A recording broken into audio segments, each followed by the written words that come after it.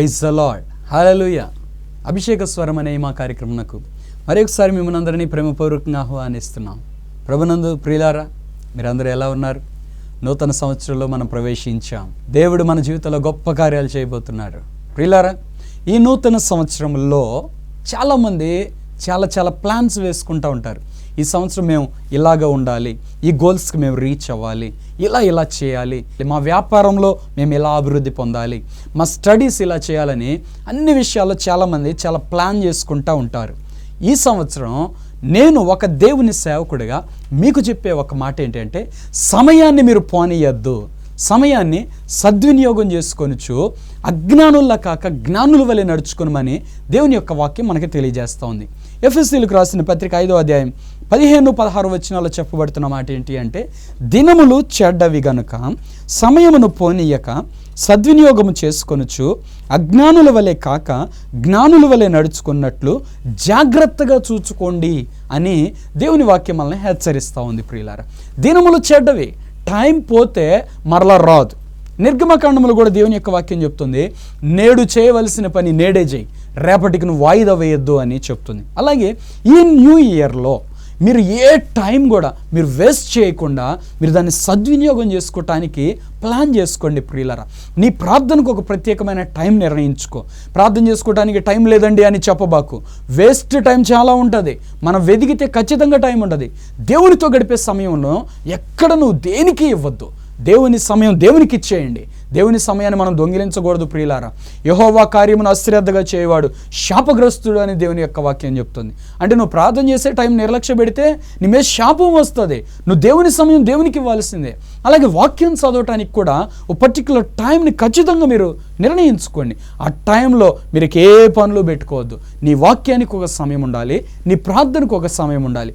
ఈ నూతన సంవత్సరంలో మీరు ఇలా ప్లాన్ చేసుకోమని నేను మనవి చేస్తూ ఉన్నాను. దినములు పోయినవి మరలా రావండి.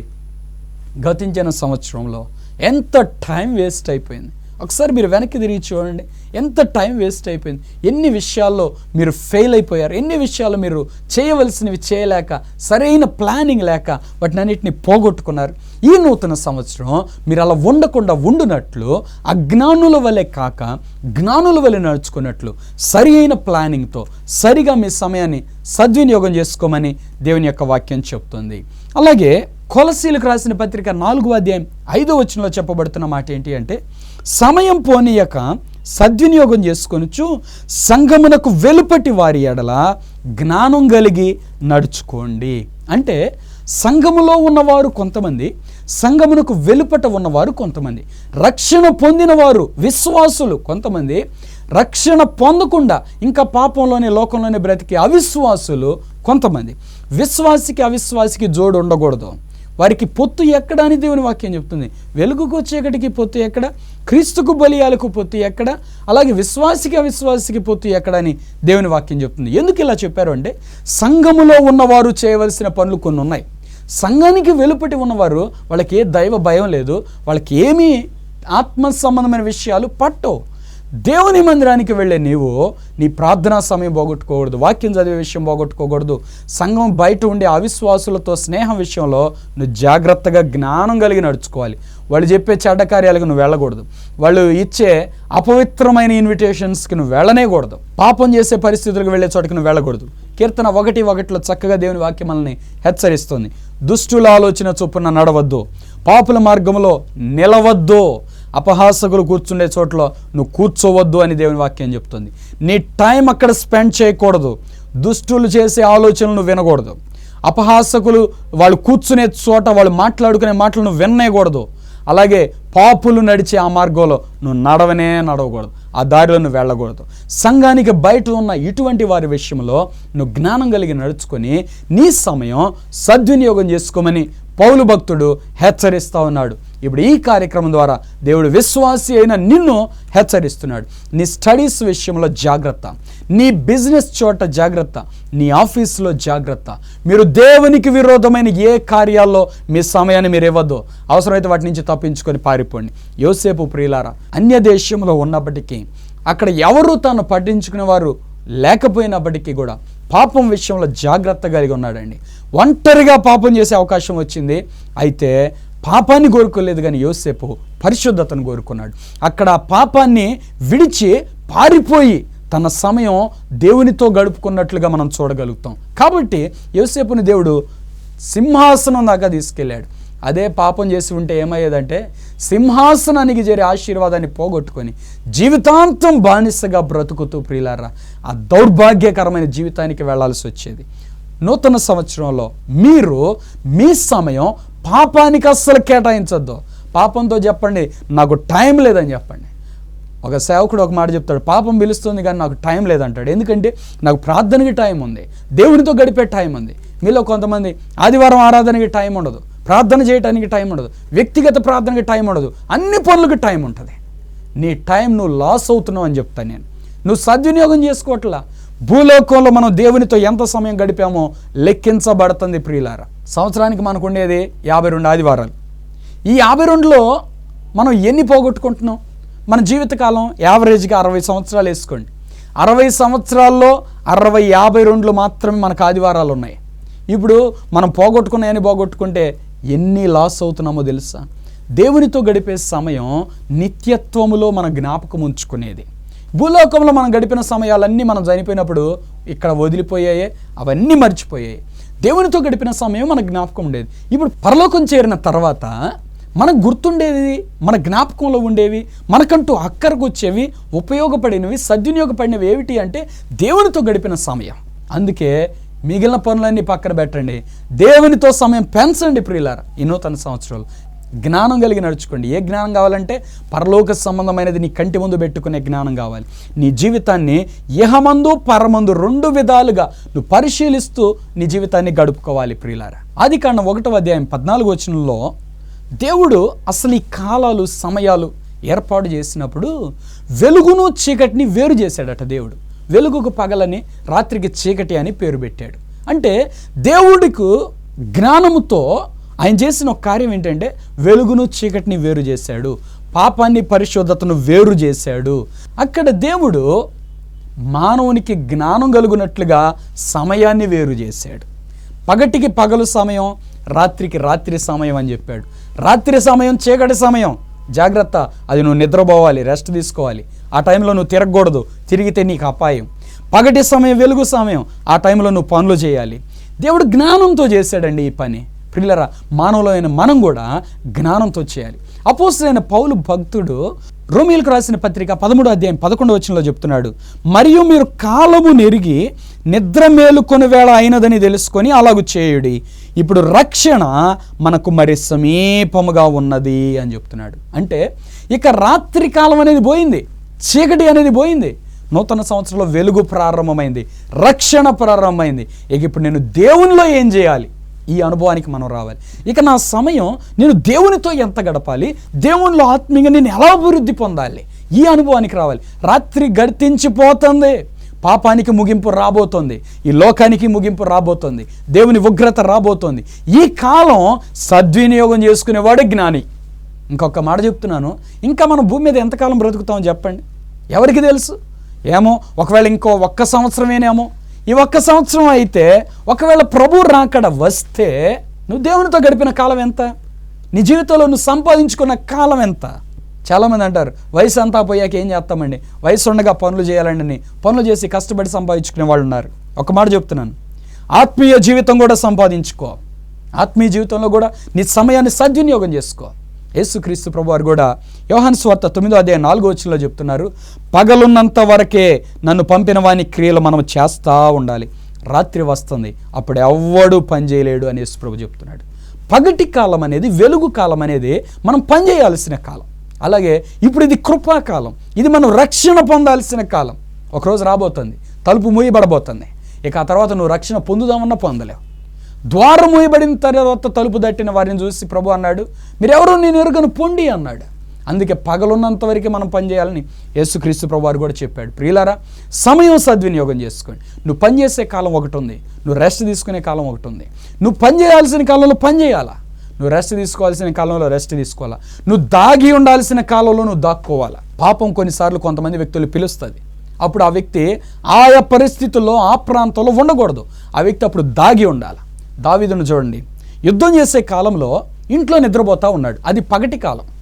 పగటి వేళ నిద్రపోయిన దావీదు నిద్రలేసి మిద్ది మీద నడుస్తా స్నానం చేస్తున్న ఒక స్త్రీని చూసి పాపంలో పడిపోయాడు. పగటి వేళ ఎందుకు పండుకోవాలండి? అసలు ఒక మాట చెప్తున్నాను, మీలో ఎంతమందికి పగటి వేళ నిద్రపోయే అలవాటు ఉంది?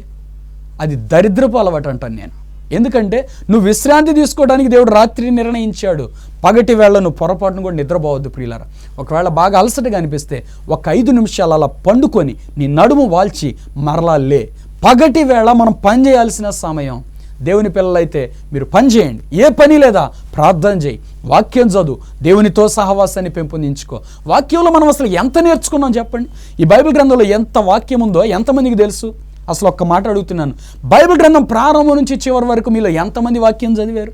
చదివిన మీరు ఎంత గ్రహించగలిగారు? ఎంత నేర్చుకున్నారు? ఎంత వాక్యానుసారంగా మీరు జీవిస్తున్నారు? చూసారా, మనం చేయాల్సింది చాలా ఉంది, నేర్చుకోవాల్సింది చాలా ఉంది, తెలుసుకోవాల్సింది చాలా ఉంది. యేసు పోలికలో మారినంత వరకు, యేసు ప్రభు జీవించినట్లు జీవించేంత వరకు, అంత పరిశుద్ధత మనం సంపాదించుకునేంత వరకు బైబిల్లో దేవుని యొక్క వాక్యాన్ని మనం నేర్చుకోవాలండి. పగలు ఇప్పుడు మనం చేయాలి. అది రాత్రి వస్తుంది, అప్పుడు ఎవరు పని చేయలేరు. అంటే ఇంకొద్ది కాలానికి సంఘం మీదకి శ్రమలు రాబోతున్నాయి. దేవుని యొక్క వాక్యం ప్రకటించడం తక్కువైపోబోతుంది. ఆ రోజు నీకు వాక్యం చెప్పేవాళ్ళు ఎవరు ఉండరు. నువ్వు చదువుదామన్నా కూడా బైబిల్ నీ దగ్గర ఉండదు. ఒకరోజు నేను ప్రార్థన చేస్తుండగా దేవుడు నాతో సూటిగా ఒక స్వరం ద్వారా దేవుడు నాతో మాట్లాడారు. వెస్లీ, అతి త్వరలో బైబిల్ గ్రంథాలు మనుషుల వద్ద నుండి తీసివేయబోతున్నారు అని దేవుడు మాట్లాడాడు. ఆ కాలం రాబోతుంది. అందుకే ఈ కాలం ఏ కాలం అంటే వాక్యం చేతిలో పట్టుకునే కాలం కాదు, వాక్యాన్ని చదివి వాక్యం హృదయంలో భద్రపరుచుకునే కాలం అండి ఈ కాలం. ఇంకో కాలం రాబోతుంది. ఇక బైబిల్ నీ చేతిలో ఉండదు. అప్పుడు నువ్వు వాక్యం చదవాలంటే ఏం చదువుతావు? అప్పుడు నువ్వు వాక్యాన్ని నేర్చుకుంటాను, మారు మనసు పొందుతాను, రక్షణ పొందుతా అంటే ఏం చేస్తావు? ఒక్క మాట చెప్తున్నాను, చదువు వచ్చిన ప్రతి ఒక్కళ్ళు ప్రియులారా వాక్యాన్ని ఎక్కువ చదవండి. వాక్యాన్ని మీ హృదయంలో నిక్షిప్తం చేసుకోండి. వాక్యం ఎంత నువ్వు చూడకుండా చెప్పగలవో అంత బట్టి కొట్టడానికి నేర్చుకోండి. హృదయంలో తీసుకోండి వాక్యం అంతటిని. వాక్యం చూడకుండా వాక్యం చెప్పగలిగిన మెట్టుకి మీరు రండి. అలాగే చదువు లేని వాళ్ళతో కూడా నేను మనవి చేస్తున్నాను. ఈ రోజున బైబిల్ గ్రంథం ఒక ఆడియో రూపంలో వచ్చింది. సీడీలు ఉన్నాయి, డివిడీలు ఉన్నాయి, కొనుక్కోండి. వాటిని కొనుక్కోండి, మీ మెమరీ కార్డులో ఎక్కించుకోండి. మీ మొబైల్లో బైబిల్ వర్డ్ ఉండాలి. ఉందా మీ మొబైల్లో ఆడియో బైబిల్?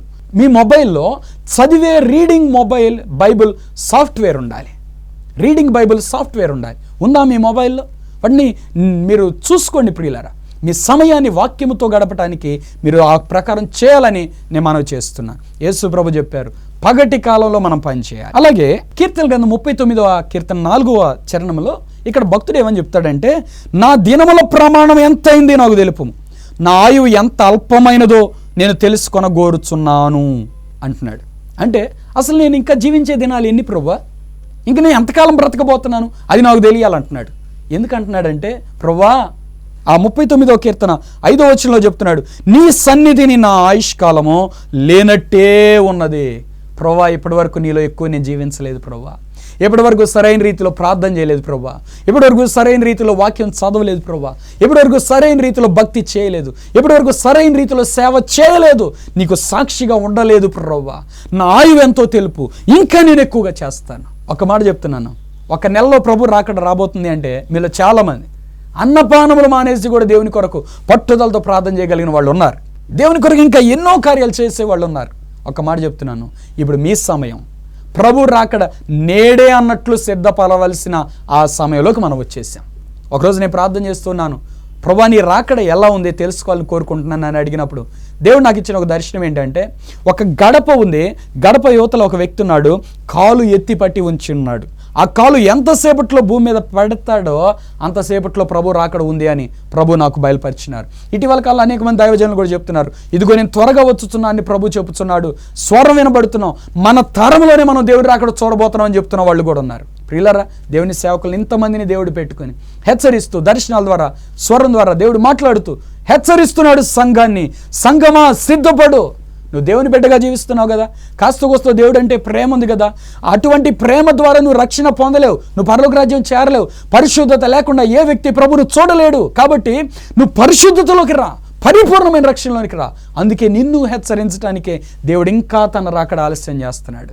విశ్వాసులైన వాళ్ళు కొంతమంది తమ మొదటి ప్రార్థనాత్మను పోగొట్టుకొని, మొదటి ఆసక్తిని పోగొట్టుకొని వ్యర్థులైపోతున్న వారు ఉన్నారు. వారిని మరలా దేవుడు హెచ్చరిస్తున్నాడు ఇటువంటి కార్యక్రమం ద్వారా. నువ్వు మరలా మొదటి అనుభవానికి రా, ఇప్పుడే ప్రభు రాకడ అన్నట్లు నీ జీవితాన్ని కట్టుకో, సిద్ధపడు. దేవుడు హెచ్చరిస్తున్నాడు. ప్రియులారా, ఈ భక్తుడు చెప్తున్నాడు, ప్రభువా నీ సన్నిధిలో ఇప్పటివరకు నేను జీవించలేదయ్యా, నా ఆయుష్కాలం లేనట్టుందయ్యా, అయితే నా జ్ఞాన హృదయం కలుగునట్లుగా నేర్పుము అని కీర్తన 90:12 మోషే భక్తుడు రాస్తున్నాడు. మాకు జ్ఞాన హృదయం కలుగునట్లు మా దినములు లెక్కించుట మాకు నేర్పుము. ఇప్పుడు మీరు లెక్క పెట్టండి, ప్రభువులో ఎంత సమయం గడిపావు, నీ ఆయుష్ ఎంత? నువ్వు ప్రార్థనలో ఎంత సమయం గడిపావు, నీ ఆయుష్ ఎంత? నీ సమయం లోకంలో గడిపింది ఎంత, దేవునిలో గడిపింది ఎంత? జాగ్రత్త, మన సమయం దేవునిలో గడుపుకుందామా? ఇకనైనా జ్ఞాన హృదయం తెచ్చుకుందామా? భక్తుడు అంటున్నాడు, ప్రభువా నా ఆయుష్ ఎప్పుడో చెప్పు ప్రభువా, నేను బుద్ధి తెచ్చుకుంటాను. దేవుడు ప్రతి వ్యక్తికి అలా చెప్తే ఎంతో బాగుంటుంది. అయితే దేవుడు అలా చెప్పడు. నువ్వు ప్రేమతో దేవుని దగ్గరికి రావాలని కోరుకుంటున్నాడు, కానీ నిన్ను భయపెట్టి బెదిరించి దేవుడు తన దగ్గరికి పిలవాలని అనుకోవట్లా. అందుకే మరణం ఎప్పుడు వస్తుందో ఎవరికీ తెలియదు. ఒకవేళ నీ ఆయుష్ త్వరలో గతించిపోబోతుందేమో సహోదరి, సహోదరుడా, త్వరలో నువ్వు మరణం దగ్గరికి వెళ్ళబోతున్నావేమో. ఇకనైనా ప్రభు కొరకు సాక్షిగా జీవించు. పనికి రాని ప్రతి చెట్టు పీకివేయమనే తీర్పు వస్తుంది. ఈ నూతన సంవత్సరంలో అది బయలుదేరుతుందేమో. నువ్వెన్ని సంవత్సరాలు ఫలం లేకుండా ఉన్నావో, చెట్టు పచ్చగా ఉంది, దానివల్ల నేల వ్యర్థమైపోతుంది, ఎరువు వ్యర్థమైపోతుంది, దానికి చెప్పే వాక్యం వ్యర్థమైపోతుంది. ఒకవేళ నువ్వు అలా ఉన్నావేమో, నీ జీవితంలో ఫలములు లేవేమో, ఇక ఒక తీర్పు బయలుదేరుతుంది, నరికివేయి ఈ చెట్టు. యోహాన్ చెప్తున్నాడు, చెట్టు వేరున గొడ్డలి పెట్టబడి ఉంది, నరకటానికి ఎంతోసేపు పట్టదో. ప్రేమ కలిగిన దేవుడు ఓర్చుకుంటూ చూస్తున్నాడు. ఈ సంవత్సరం దీన్ని ఉండని అయ్యా, ఈ సంవత్సరం ఇలాంటి సేవకుల ద్వారా మాట్లాడతాను, మరలా ఇంకొంచెం నీరు పెడతాను, ఇంకొంచెం వాక్యం వినిపింపజేస్తాను, మరలా కొంతమంది దేవుని బిడ్డలు నడిపిస్తాను. ఈ సంవత్సరం ఆయన మారు మనసు పొందుతామో, ఈ సంవత్సరం మారు మనసు పొందితే సరే, లేకపోతే నరికివేయి. ఒకవేళ ఈ 2014 సంవత్సరం నీ జీవితంలో అటువంటిదేమో, జాగ్రత్త. దేవుడు నిన్ను హెచ్చరిస్తుండగానే నువ్వు దేవుని కొరకు ఫలించే చెట్టుగా ఉండు. నీ టైం వేస్ట్ చేసుకొని వ్యర్థమైన జీవితాన్ని నువ్వు జీవించొద్దని మనం చేస్తున్నాను. నీ టైం దేవునిలో గడుపుకో. లోకంలో నువ్వెన్ని సంపాదించుకున్నావు ఏవి నీతో రావు. నువ్వు చనిపోయేటప్పుడు మొత్తం విడిచిపెట్టి వెళ్లాల్సిందే. నువ్వు దేవుని సంపాదించుకో, నీ సమయం దేవునిలో గడుపుకో, దేవునిలో నిన్ను కాపాడుకో. ఒకడు సర్వలోకమును సంపాదించుకొని తన ఆత్మను పోగొట్టుకుని ఆ వ్యక్తి నరకానికి వెళితే అతని జీవితం వల్ల ఏం ప్రయోజనం? వాళ్ళు ఏడుస్తారంట, నేను ఎందుకు పుట్టాను భూమి మీద, అసలు ఎందుకు బ్రతికాను, ఎందుకు నేను దేవుని తెలుసుకోలేదని ఏడుస్తారట. జాగ్రత్త ప్రియులారా, దేవుడు నిన్ను హెచ్చరిస్తున్నాడు. నీ సమయం నువ్వు ఎలా గడుపుతున్నావు, దేవునిలో గడపమని దేవుడు తెలియజేస్తా ఉన్నాడు. కొలసీలు రాసిన పత్రిక 4:45 పౌలు భక్తుడు చెప్తున్నాడు, క్రీస్తు మర్మమును గురించి నేను బోధింపవలసిన విధముగా ఆ మర్మమును వెల్లడిపరచున్నట్లు వాక్యం చెప్పడానికి అనుకూలమైన సమయం దేవుడు దయచేయాలని మా కొరకు ప్రార్థన చేయండి. వాక్యం చెప్పడానికి ఒక మంచి సమయం ఇవ్వాలని దేవుడు ప్రార్థన చేయండి. నిజంగా ప్రియులారా, చాలా చోట్ల వాక్యం మూయబడుతుందండి. నేను చాలా ప్రాంతాల నుంచి వింటున్నాను, చాలా చోట్ల వాక్యం లేదు, వాక్యం ప్రకటించబట్టలేదు, వాక్యం చెప్పే సమయం లేకుండా పోయింది చాలా చోట్ల. ఆ సమయం మన దాకా రాకమునిపే మన మారు మనసు పొందితే ఎంతో మంచిది. ఇప్పుడు మనకు ఎంతో వాక్యం ప్రకటించబడుతుంది. దేవుడు ఇటువంటి టీవీ ఛానల్స్ ద్వారా, అలాగే ఆ సంఘాల ద్వారా అనేక మంది సేవకులను దేవుడిచ్చి ఎంతో వాక్యం దేవుడు మనకు ప్రకటింపజేస్తున్నాడు. ఒక్క మాట చెప్తున్నాను, నువ్వెంత వాక్యం వింటావో దేవుడు నిన్నంత లెక్క అడుగుతాడు. చాలామంది అనుకుంటారు చచ్చిపోబోయేటప్పుడు గబక్కన యేసు ప్రభు నమ్ముకొని మేము చచ్చిపోతాం, పరలోకం పోదాంలే అనుకుంటున్నారు. అప్పటి వరకు ఈ లోకాన్ని, ఈ లైఫ్ని ఎంజాయ్ చేద్దాం అనుకుంటున్నారు. ఎవరికి ఎక్కువగా ఇయ్యబడతాదో వాని దగ్గర నుంచి ఎక్కువగా తీసుకోవాలని చూస్తారు. అలాగే నీకు దేవుడు వాక్యాన్ని ఎంతగా ఇస్తున్నాడో అంతగా దేవుడు నిన్ను లెక్క అడుగుతాడు. జాగ్రత్త. వాక్యం వింటున్నాను, ఇప్పుడు కాదులే అని పోతున్నావా, దేవుడు నిన్ను తీర్పులోనికి తెస్తాడు. జాగ్రత్త. ఎంతకాలం నువ్వు దేవుని వాక్యాన్ని నిర్లక్ష్య పెడతావు, ఎంతకాలం దేవుని వాక్యాన్ని నెట్టివేస్తావు. దైవజనుడు ప్రసవేదన పడుతున్నాడు, వాక్యం చెప్పే సమయం ఇవ్వాలని ప్రార్థన చేయండి అని. ఎందుకంటే ఆ వాక్యం విని మీరు రక్షణ పొందాలని. ఈ రోజున దేవుడు ఒక మంచి అనుకూల సమయంలో నీతో మాట్లాడుతున్నాడు. ఇప్పుడే నువ్వు రక్షణ పొందితే అది నీకు మేలు.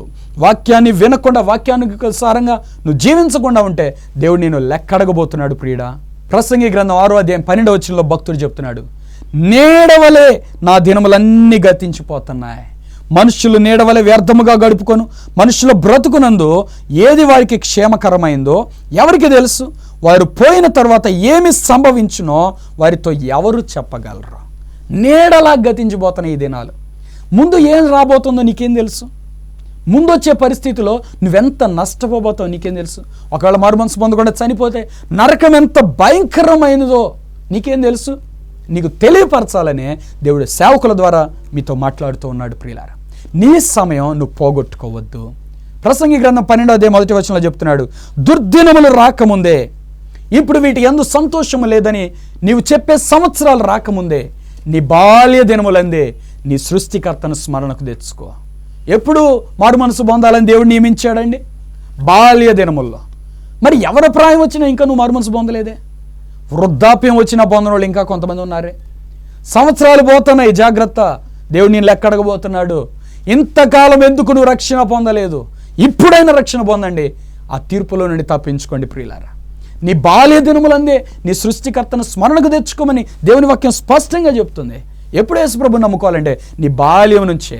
ఒక్క మాట చెప్తున్నాను, ఈరోజు మీరు ఇంకా మారు మనసు పొందలేదంటే బహుశా మీ తల్లిదండ్రులు మీకు బాల్యం నుంచి అవి నేర్పలేదేమో.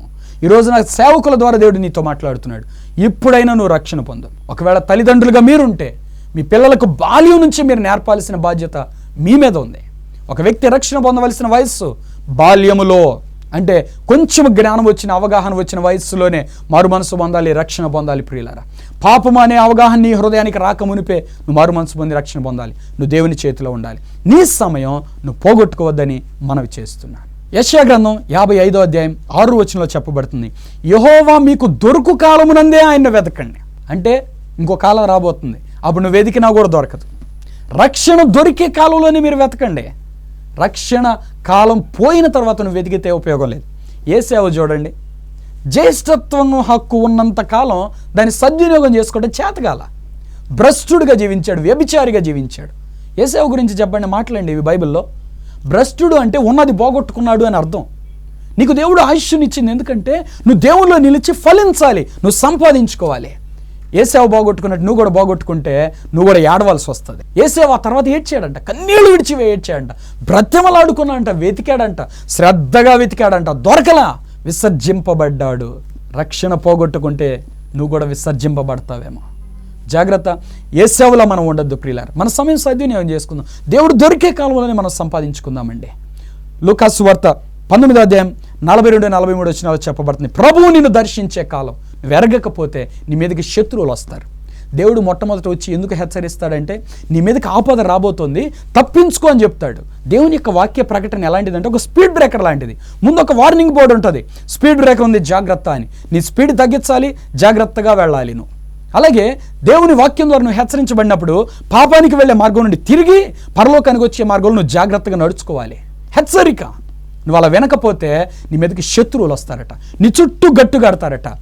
నీవు ఒక బిల్డింగ్ అయితే ఒక్క రాయి మీద ఒక్క రాయి కూడా ఉండకుండా సమూల నాశనం చేసే అంతగా శత్రువులు నీ చుట్టూ కడతారట. ఆ నాశనం రాకమునిపే ప్రియులారా, ఏడవక ముందే మీరు ఇప్పుడే ప్రభు చేతిలోనికి రండి. ప్రభు నిన్ను దర్శిస్తున్న సమయం ఇది. 2 కొరింథీయులకు రాసిన పత్రిక 6వ అధ్యాయం 2వ వచనంలో చెప్తున్నాడు, ఇప్పుడే మిక్కిలి అనుకూల సమయం, ఇదే రక్షణ దినం. హెబ్రీయులకు రాసిన పత్రిక 2వ అధ్యాయం 3వ వచనంలో చెప్తున్నాడు, ఇంత గొప్ప రక్షణ నిర్లక్ష్యం చేస్తే మనం ఎలాగూ తప్పించుకుంటాం. ప్రియులారా, ఎలా తప్పించుకుంటాం? ఈ రక్షణ బహు సమీపంగా ఉంది. ఆత్మీయంగా నువ్వు ఇంకా ఎదగాలి, ఆత్మీయంగా నువ్వు సంపాదించుకోవాల్సినవి చాలా ఉన్నాయి, ఆత్మీయంగా నువ్వు చేయాల్సినవి చాలా ఉన్నాయి. ఏదో 5 నిమిషాల ప్రార్థనకే తృప్తి పొందిపోతున్నావే, గంటసేపు ప్రార్థన చేసినా కూడా ఇంకా తెలియలా, ఇంకా తెలుసుకోవాల్సింది చాలా ఉంది. దేవునిని వెతకాలి ప్రియులారా, మనం దేవుని మహిమను వెతకాలి, దేవుని సన్నిధి వెతకాలి. యేసుక్రీస్తు ప్రభువు ఎలా ప్రార్థన చేశాడని బైబిల్లో రాయబడింది. రాత్రి అంతా ప్రార్థన చేశాడు, గంటల తరబడి ప్రార్థన చేశాడు, తన్ను మరణము నుండి రక్షింపగల వానికి కన్నీటితో ప్రార్థన చేశాడు. కృతజ్ఞతాస్తుతులు, ప్రార్థనలు, యాచనలు అర్పించారు. మరి ఇంకా మనం ఎంత చేయాలండి? రాత్రి అంతా ప్రార్థన చేసావా ఒక్కరోజైనా? మిమ్మల్ని అందరినీ నేను ఒక ఛాలెంజ్గా చెప్తున్నాను, రాత్రి అంతా కూర్చొని ప్రార్థన చేయండి. ఆల్ నైట్లకు వెళ్ళి కొద్దిసేపు పాటలు పాడుకొని కొద్దిసేపు వాక్యం విని వచ్చేది కాదు. వ్యక్తిగతంగా మీరొక్కళ్ళే కూర్చొని రాత్రంతా ప్రార్థన చేయండి. యేసయ్య ప్రార్థన చేశాడు, మనం కూడా నేర్చుకుందాం. మన సమయాన్ని అలాగ ఆత్మీయంగా కట్టుకుంటూ అలా సద్వినియోగం చేసుకుందామండి. మన సమయం ఎక్కువ ప్రార్థనలు, ఎక్కువ వాక్యంలో, ఎక్కువగా దేవునికి దగ్గరగా జీవించే విషయంలో మనం సద్వినియోగం చేసుకుందాం. ఆత్మ సంబంధమైన జీవితం జీవిద్దాం, శరీర సంబంధులుగా కాదు, ఆత్మ సంబంధులుగా జీవిద్దామా? అప్పుడు మన జీవితం నిజముగా ఆశీర్వదించబడిన జీవితం అండి. దేవుడిచ్చిన ఈ జీవితాన్ని బట్టి దేవుని నామానికి మహిమకరంగా మనం జీవిద్దాం. అలా మీ సమయాన్ని సద్వినియోగం చేసుకోవాలని దేవుడు మిమ్మల్ని కోరుతున్నాడు. అందుకే ఈ కార్యక్రమం ద్వారా మిమ్మల్ని హెచ్చరిస్తున్నాడు. ఇప్పుడే మీరు చేసుకున్న తీర్మానాన్ని బట్టి ప్రార్థన చేయండి, నేను కూడా మీ కొరకు ప్రార్థన చేస్తాను. దేవుడు ఈ సంవత్సరం మీ ఆత్మీయ జీవితాన్ని అభివృద్ధి చేయబోతున్నాడు. ప్రార్థన చేసుకుందాం. ప్రేమ కలిగిన తండ్రి, కృప కలిగిన మా ప్రభువా, నీకు వందనాలు, స్తోత్రాలు. సమయం పోగొట్టుకుంటే మరలా రాదని మీరు మమ్మల్ని హెచ్చరించినందుకు స్తోత్రాలు. ఎంతమంది అయితే మా ప్రియుల ప్రభువా ఈ కార్యక్రమం ద్వారా దర్శించబడ్డారో, నీ వాక్యం ద్వారా మీరు వారితో మాట్లాడారు, ఎవరెవరైతే ఈ వాక్యం చేత గుర్చబడి శ్రేష్టమైన తీర్మానాలు వారు చేసుకున్నారు, ఆ బిడ్డలందరినీ దర్శించండి ప్రభువా. వారి జీవితాలకు నూతన కార్యాలు జరిగించమని ప్రార్థన చేస్తున్నాను తండ్రి. ఎవరెవరైతే మా ప్రియులు కృంగిపోయి ఉన్నారో వారిని లేవనెత్తండి నాయన. అయ్యా ఇప్పటి వరకు వ్యర్థులుగా ఉన్నారు, వారు ఇక నుండి నీలో ఫలించేవారిగా చేయండి ప్రభువా. నీకు సమీపంగా వచ్చి నీలో ఎదిగే వారిగా చేయండి. కృప నుండి అధిక కృపను పొందుకుంటకు, మహిమ నుండి అధిక మహిమను పొందుకుంటకు ఈ బిడ్డల కృప దయచేయండి. ఇప్పుడే నీ కృపాహస్తాన్ని చాపండి, వీరి జీవితాలు రూపాంతరపరచండి. తండ్రి, మీరు శరీరధారికి లోకలు ఎంత ప్రార్థన చేశారు, మేము అటువంటి మాదిరి నేర్చుకున్నట్లు కృప దయచేయండి. మా ప్రియులకు అటువంటి ప్రార్థనాత్మ దయచేయండి, అటువంటి ప్రార్థన అభిషేకాన్ని దయచేయండి ప్రభువా. అయ్యా ఎక్కువగా నీ సన్నిధిలో సమయం గడుపుకునే వారిగా చేయండి ప్రభువా. లోకంలో తిరిగితే ఏముంది నాయన, లోకంలో సమయం గడుపుకుంటూ ద్వారా ఏముంది ప్రభువా. మా జీవితంలో టైం పాస్ అనేవాడు ఎన్నడూ మేము పలకకూడదు నాయన. ఆ సమయం మేము నీలో ఉపయోగించుకోవాలి, నీలో సద్వినియోగం చేసుకోవాలి. అటువంటి కృప మా ప్రియులందరికీ దయచేయండి. ఈ కార్యక్రమం చూస్తూ అనారోగ్యంతో బాధపడుతున్న బిడ్డల కొరకు ప్రార్థన చేస్తున్నాను. యేసు నామములో వారిని ముట్టి స్వస్థపరచండి అయ్యా. అది ఎటువంటి వ్యాధి అని ఇప్పుడు యేసు నామములో తొలగిపోవాలని ఆజ్ఞాపిస్తున్నాను. నీ కృపాహస్తం ఇప్పుడే బిడ్డల మీద చాపండి ప్రభా, మీరు స్వస్థపరచండి ప్రభా. జాయింట్ పెయిన్స్ యేసు నామములో ఇప్పుడే తొలగిపోవాలని ఆజ్ఞాపిస్తున్నాను. ఆ కీళ్ళ నొప్పులని ఇప్పుడే తొలగిపోవాలని ఆజ్ఞాపిస్తున్నాను. తండ్రి, నీ బిడ్డను ముట్టండి ప్రభా, స్వస్థపరచండి తండ్రి. నీకు వందనాలు, స్తోత్రాలు ప్రభా. మైగ్రేన్ యేసు నామములో ఇప్పుడే తొలగిపోవాలని ప్రార్థన చేస్తున్నాను. దయ్యముల ద్వారా వచ్చిన ప్రతి వ్యాధి యేసు నామములో ఇప్పుడే బిడ్డలు విడిచి వెళ్ళాలని ఆజ్ఞాపిస్తున్నాను. ఈ బిడ్డలకు పరిపూర్ణమైన స్వస్థత నేను ప్రకటిస్తున్నాను. నిర్గమ 15:26 ప్రకారం ఇప్పుడే యేసు నామములో వీరిని స్వస్థపరచండి ప్రభువా. నీ హస్తం వీరి మీద చాపండి, ముట్టి బాగు చేయండి. వీరి జీవితంలో సంతోషం, సమాధానం దయచేసి ఆశీర్వదించమని, ఈ సంవత్సరం అంతా నీ దీవెన వీరికి దయచేయమని యేసు నామములో ప్రార్థిస్తున్నాను తండ్రి, ఆమేన్. ప్రియులారా, don't waste your time. Time is precious than gold. మీ సమయాన్ని ఎన్నడూ మీరు పోగొట్టుకోవద్దు ప్రియులారా. కాబట్టి దేవునిలో మీ సమయాన్ని గడుపుకోండి, సద్వినియోగం చేసుకోండి, దేవునిలో ఫలించండి, ఆనందించండి. ఈ కార్యక్రమం మీకు ఆశీర్వాదకరంగా ఉంటే మీరు పొందిన మేలు, మీ ఆత్మీయ అనుభవాలు తప్పక మాకు తెలియపరచండి. మీ కొరకు మేము ప్రార్థన చేస్తాం. దేవుడు మీ జీవితాల్లో అద్భుతాలు చేయడానికి ఇష్టపడుతున్నారు. అలాగే ఈ కార్యక్రమం మీకు దీవెనకరంగా ఉంటే మా కొరకు ప్రార్థన చేయండి. అలాగే ఈ కార్యక్రమం కొరకు మీరు సహకరించాలని మనవి చేస్తున్నాను. దేవుడు మిమ్మల్ని అందరినీ దీవించును గాక. ఆమేన్. మీరు పొందిన మేలు, ఆత్మీయ అనుభవాలు మీరు తప్పక మాకు తెలియపరచండి. మమ్మల్ని సంప్రదించటకై మా చిరునామా pastor M. John Wesley, Abhishek Agni ministries, door number 3-94/1, Rajula Bazar, Edlapadu post and mandal, Guntur district. Pin number 522233.